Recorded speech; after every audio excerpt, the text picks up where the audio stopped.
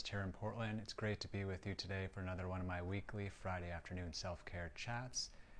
If you like what you see today, please hit the like, comment, share button, especially comment. That helps get it out to more people. Thank you for doing that. So today's topic is what happens when your plan gets thwarted. So I want to share just a couple lessons on how to get creative, how to really surrender to it. So I think my story could be instructive to you as you come into these situations in life when you have a vision of what's going to happen, a plan, and then something comes up that kind of derails it. How do you respond? So I've had this dream, this vision of really blending my urban planning career with my amma therapy practice. And my vision was to work 20 hours a week at the urban planning job and build a thriving and busy amma therapy practice and see what it felt like to be doing both of those at once. And I received some news recently from the director of the department I work for in my urban planning job that I wasn't going to be able to do this. I had planned to reduce my hours from 30 to 20, but I got the word back that actually I was going to have to go up from 30 to 40. I was going to have to go to full time. So this was obviously kind of life throwing me a curveball.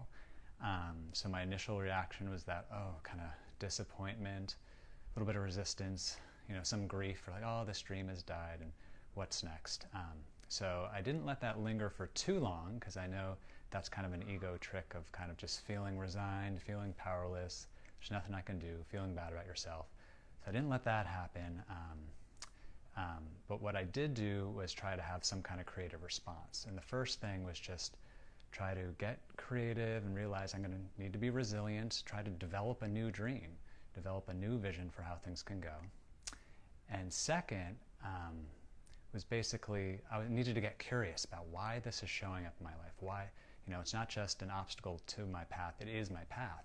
So I talked with mentors and kind of got curious about it. And one of the things I've come to kind of play around with an idea of why this has showed up is really just a chance for me to kind of relinquish my sense of control and attachment to how life should play out in a certain way. I don't know if you're like this, but I'm somebody who tends to overplan, kind of over-control things, like how life is going to play out, want to have this vision, this plan of how it's all going to work. Let me know if you can relate to that. So this experience was a perfect reminder of relinquishing that control and not always trying to make life happen a certain way, but also to remember to let it happen. Just let it happen sometimes. It's really great, really useful to develop a vision, develop goals, how you want to get there, but there's a danger of kind of getting overly attached to it. So this was a good reminder of that. So I see my work now is really finding that balance between imagining my desired life, kind of planting the seeds for that, while also being totally unattached to exactly how it's all going to play out or come into being. And this takes a lot of trust. This is like trusting the universe, trusting my intuition. It's kind of this higher self, this voice inside of me, listening to that in order to make decisions about how to react to certain circumstances rather than always feeling like I need to have a plan, I need to have a script about how things are going to play out, but really tap into that kind of intuition in a playful way and have courage to kind of follow that voice. So as I'm starting to do this, I really can kind of see and feel that deeper power that you can get from relinquishing that tight grip of control, your ego kind of wanting to take credit for figuring everything out, and really just letting go a bit. And I'm finding it really liberating, and I highly recommend trying it out. So if this resonates with you, give it a shot.